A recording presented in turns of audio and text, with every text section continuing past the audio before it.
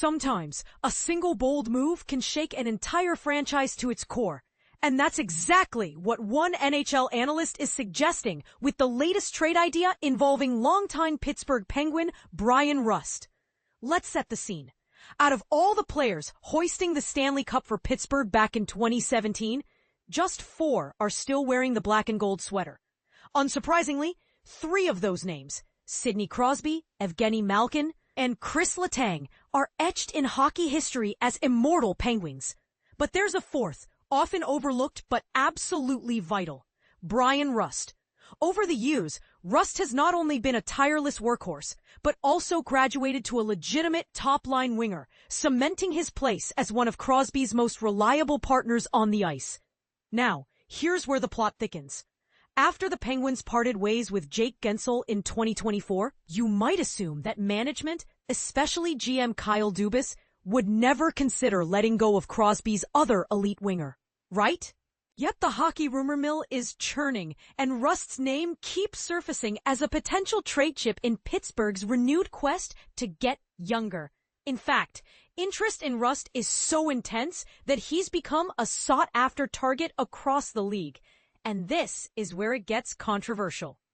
Josh Wegman of The Score recently floated a fascinating proposal, sending Rust back to his hometown Detroit Red Wings in exchange for a promising package of prospects and a draft pick.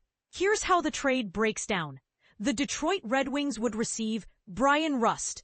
The Pittsburgh Penguins would acquire Jonatan Berggren, William Wallinder, and a 2026 first-round pick, protected if it lands in the top 10. Why would Detroit take the plunge?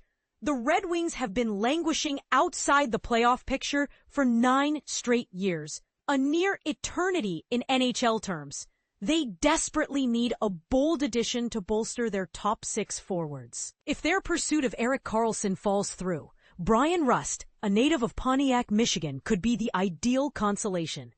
He wouldn't just add postseason experience. He'd provide immediate scoring punch while also bringing valuable veteran leadership to Detroit's revitalizing core. Given the depth of Detroit's prospect pool, parting with a future first-rounder seems justified for the right-now impact.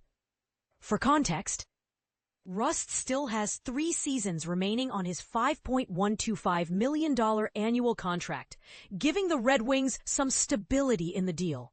On Pittsburgh's side, a swap like this would represent a healthy return. Berggren is a young and dynamic forward, brimming with potential, who might finally break out with the increased responsibility Pittsburgh could offer. Meanwhile, Wallinder, a towering 6'4" defenseman taken 32nd overall in 2020, hasn't yet logged NHL minutes, but carries promise as a project blue liner. And don't forget the draft pick, which gives the Penguins another chip to play as they retool. But here's the point most people miss. Trading Rust would not be a simple or popular decision in Pittsburgh. Despite losing his full no-movement clause, meaning technically Dubas could trade him freely, Rust has been vocal about wanting to finish his career as a Penguin. He's fresh off his best season yet, a career-high 65 points in 71 games. And both fans and management value what he brings, not just on the score sheet, but in the locker room and community as well. For that reason, some argue that it would take an offer above and beyond the usual haul to pry him away, perhaps even something more substantial than what Wegman suggests. And now the real debate begins.